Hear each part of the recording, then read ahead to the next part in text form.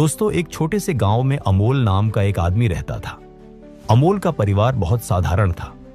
उनके पास एक छोटा सा घर था और वह अपने परिवार को पालने के लिए दिन रात मेहनत करता था।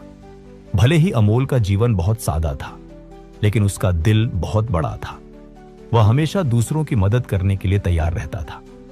गांव में हर कोई उसकी ईमानदारी और दयालुता की तारीफ करता था।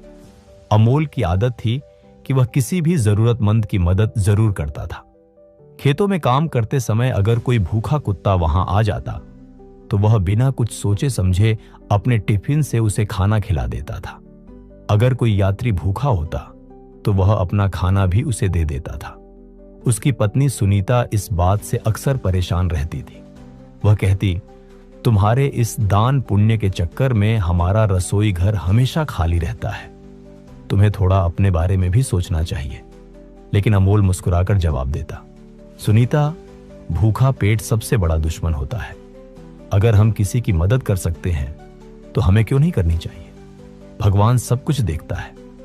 एक दिन दोपहर के समय जब अमोल घर पर आराम कर रहा था, तभी दरवाजे से एक बूढ़े साधु बाबा की आवाज आई।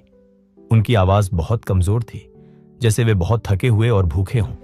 सुनीता ने उनकी आवाज सुनी, खिड़की से झांका और बड़बड़ाते हुए बोली, लो, अब ये भी आ गए।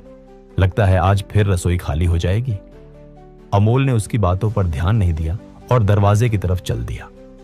जब उसने दरवाजा खोला तो देखा कि साधु बाबा बहुत दुबले पतले और थके हुए थे। उनके कपड़े गंदे थे और चेहरा पसीने से लथपथ था। अमोल ने तुरंत उन्हें अंदर बुला लिया। बाबा, कृपया यहां बैठिए, मैं आपके लिए थोड़ा पानी लाता हूं। वह अंदर गया, एक लोटा पानी लाया और साधु को दे दिया। बूढ़े बाबा ने धीरे धीरे पानी पिया और चैन की सांस ली। उनके चेहरे पर शांति आ गई।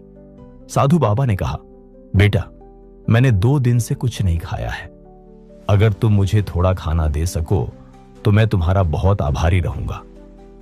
अमोल दौड़कर रसोई में गया, लेकिन वहां जाकर उसने देखा कि सिर्फ 2 रोटियां ही बची थीं, जो उसने खुद के दोपहर के खाने के लिए रखी थी।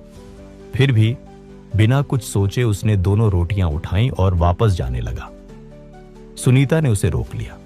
उसने गुस्से में कहा, तुम यह क्या कर रहे हो? ये रोटियां तुम्हारे लिए हैं। अगर तुम ये भी दे दोगे तो तुम क्या खाओगे? ये साधु किसी और के घर भी जाकर मांग सकते हैं, लेकिन हम भीख मांगने कहां जाएंगे? अमोल ने उसकी बात ध्यान से सुनी और फिर प्यार से कहा, भूखा पेट किसी का इंतजार नहीं करता। इन बाबा ने 2 दिन से कुछ नहीं खाया है।